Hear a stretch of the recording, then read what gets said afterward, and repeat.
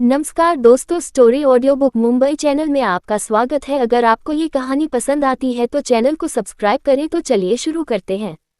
सुनसान आइलैंड पर दूसरी ओर जंगल में हालत काफी खराब हो रही थी।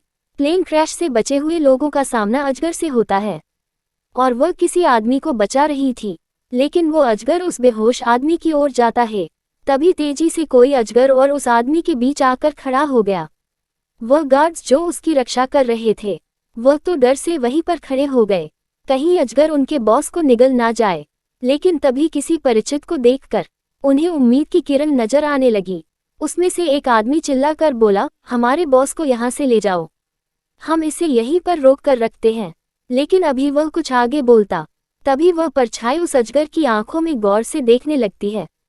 वह गार्ड्स भी वहां खड़ी हुई इंसान को देखकर चौंक गया था। उन दोनों के मुंह से एक साथ निकला, लेडी बॉस आप यहाँ पर। हाँ, ये कोई और नहीं अनाया ही थी, जो अजगर और बेहोश आदमी के बीच जाकर खड़ी हो गई।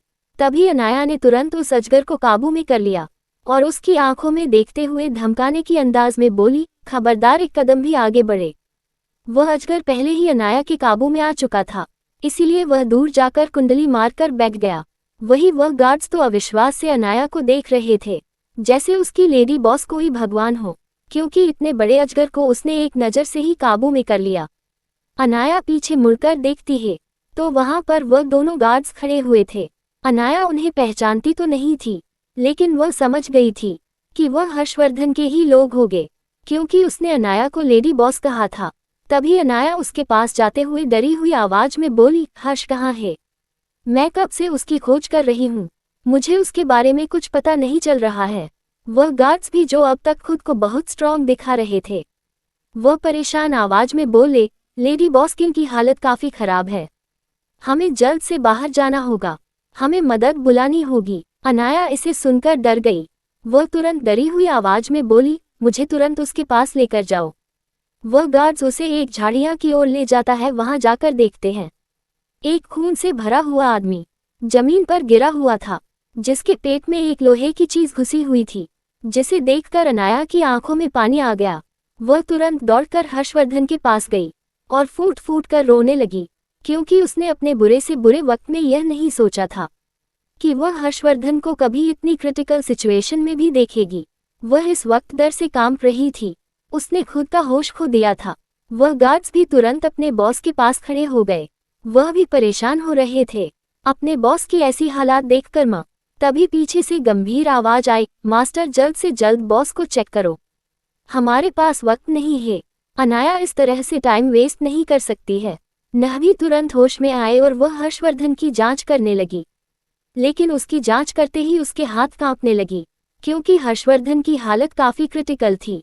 अगर अनाया ने कुछ और पर की देरी की होती तो वह शायद हर्षवर्धन को हमेशा के लिए खो देती। हर्षवर्धन के शरीर में खून तकरीबन ना के बराबर था।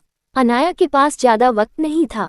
अनाया जॉर्डन को देखकर बोली, जल्द से जल्द इमरजेंसी मेडिकल रूम की प्रिपरेशन करो, हर्षवर्धन का ऑपरेशन अभी होना जरूरी है, हम इसे यहाँ से ज्यादा दूर नहीं ले जा सकते, यहीं पर किसी स्थायी जगह पर ऑपरेशन की तैयारी करो, तब तक मैं उसे इमरजेंसी एक्यूपंक्चर ट्रीटमेंट देता हूँ। जिसे सुनकर जॉर्डन तुरंत बाहर निकला और अनाया के मुताबिक अपने आदमियों को व्यवस्था करने को कहा। वहीं अनाया ने अब तक हर्षवर्धन को एक्यूपंक्चर दे दिया था। उसके बाद उसकी नजदीक खड़े दोनों गार्ड्स पर गई, उनकी हालत भी ठीक नहीं थी। अनाया अस्थायी रूप से उनकी ओर देखकर गंभीर आवाज में कहा, अभी मैं तुम्हारा इलाज नहीं कर सकती, अभी के लिए इस दवाई को ले लो ताकि तुम्हारी हालत और खराब ना हो। एक बार रेस्क्यू टीम आ गई तो उसके साथ कुछ डॉक्टर भी आए, वह तुम्हारा इलाज कर देगी। और उनमें से एक आदमी से झुककर बोला, लेडी बॉस आपको हमारी चिंता करने की जरूरत नहीं है, आप बस बॉस को देखिए, हम ठीक है और अगर हमें कुछ हो भी गया तो कोई फर्क नहीं पड़ता। अनाया जानती थी कि यह लोग हर्षवर्धन के लॉयल आदमी थे। कहीं ना कहीं वह समझ गई थी कि अगर अब तक अनाया खुद को जिंदा रख पाए तो उसकी सिर्फ एक ही वजह है, और लोगों को अकेला कैसे छोड़ सकती थी। थोड़ी ही देर में आसमान में तेज गड़गड़ाहट की आवाज सुनाई थी। वह दोनों गार्ड्स बाहर गए, उसके साथ अनाया भी गई तो वहां पर सामने आसमान विचार हाईटेक हेलीकॉप्टर उड़ रहे थे और उन चारों के नीचे एक बड़ी सी हाईटेक लेबोरेटरी लटक रही थी। यह अस्थायी लेबोरेटरी थी जिसका इस्तेमाल अनाया किसी सुनसान इलाकों में रिसर्च के लिए करती थी, खास करके ऐसे जंगली इलाके जहां पर बहुत मुश्किल से इंसानों को आना जाना होता था। अनाया उस लैब को स्थायी रूप से वहां पर रखवा देती है। यह एक कंटेनर की तरह दिखता था, लेकिन इसका आकार बहुत बड़ा था। वहां पर जरूर हर चीज पहले ही अनाया ने रखी थी। इस तरह का बक्सा अनाया ने कुछ साल पहले इन्वेंट किया था, उसकी अपनी सुविधा के लिए, लेकिन आज वह हर्षवर्धन की जान बचाने के लिए काम आ रहा था। हेलीकॉप्टर ने उस कंटेनर को वहीं पर दूसरी चट्टान पर रख दिया, जो काफी बड़ी थी। वही थोड़ी देर में हेलीकॉप्टर से कई सारे गार्ड्स नीचे उतरने लगे। थोड़ी दूर एक चॉपर भी नीचे उतरा, जिसमें से भी कई सारे गार्ड्स आने लगे। थोड़ी ही देर में इलाका इसी जगह में बदल गया जहां पर लोगों का कैंप हो। बाहर भी लोगों की सेफ्टी के लिए कई सारी चीज लगाना शुरू कर दिया। अनाया जो दूसरी साइड चैम्बर पर थी, वह अभी भी हर्षवर्धन को चेक कर दिया। पहले ही उसने स्थायी रूप से हर्षवर्धन का इलाज कर दिया था, लेकिन अभी भी हालत गंभीर थी। वहां से दूसरी चट्टान की दूरी थोड़ी ज्यादा थी। अगर कोई हाईली ट्रेन इंसान सही हालत में हो तो ही वो उस पार कूद सकता था, लेकिन हर्षवर्धन की हालत तो ऐसी थी कि वो उन्हें वहां से हिला भी नहीं सकते थे। अगर ज्यादा फोर्स लगाया जाता, हर्षवर्धन की हालत और भी कर सकती थी, और ऐसे क्रिटिकल हालत में वह हर्षवर्धन को ऐसे इधर उधर पटक भी नहीं सकते थे। इसीलिए वह सोच रहे थे कि वह हर्षवर्धन को वहां तक कैसे लेकर जाए। अगर कोई स्थिर जगह होती तो बात अलग थी, वह स्ट्रेचर पर हर्षवर्धन को ले जा सकते थे।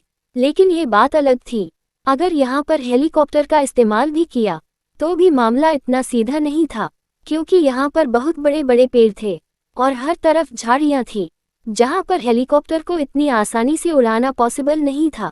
और रही बात हर्षवर्धन को उठा कर ले जाने की, तो ये भी आसान नहीं था, क्योंकि रास्ता इतना सीधा भी नहीं था कि वह लोग उस मैन से ऐसे ही उठा कर लेकर जाए। अगर उसे हर्षवर्धन को लेकर वहां तक जाना था तो उसे पीठ पर उठाना होगा, और हर्षवर्धन इतने झटका शहर करने की हालत में नहीं था। कुछ गार्ड्स अभी कुछ सोचते हैं, उससे पहले ही अनाया की नज़र दूर पड़े हुए उस अजमेर पर गई, जो अभी भी वहां पर कुंडली मारकर बैठा हुआ था। वह तुरंत अजगर के पास गई और उसका सिर सहलाते हुए धीरे से बोली, मुझे अभी भी तुम्हारी मदद की जरूरत है। तुम ये काम सबसे अच्छे से और आराम से कर सकते हो, और मेरे पास अभी वक्त की कमी है। ये बात सच भी थी। अनाया दूसरे तरीके से भी हर्षवर्धन को दूसरी चट्टान पर ले जा सकती थी, लेकिन अभी अनाया के पास इतना वक्त नहीं था। अभी जल्द से जल्द अनाया को हर्षवर्धन का इलाज शुरू करना था, इसलिए उसने उसे अजगर की मदद लेने का सोचा, और हुआ भी बिल्कुल वैसा ही। उन्होंने हर्षवर्धन को आराम से अजगर के ऊपर लेटा दिया, यहाँ तक कि वह भी हर्षवर्धन भी के साथ ही बैठ गई, और अजगर आराम से दूसरी चट्टान पर चला गया, बिना किसी परेशानी की। दूसरी चट्टान पर जो गार्ड्स पहरा दे रहे थे, वह भी इतने बड़े विशाल अजगर को देखकर, लेकिन उनकी पीठ पर अपनी बॉस को देखकर वह शांत हो गई। उन्होंने तुरंत अनाया की मदद में भेज दिया, और वो अजगर भी वहां से चला गया। क्या हर्षवर्धन बच पाएगा? क्या वो जिंदा रहेगा? और क्या उनके ऊपर आएगी कोई नई मुसीबत? अगर आपको अगला एपिसोड चाहिए तो लाइक करें, कमेंट करें और चैनल को सब्सक्राइब करें।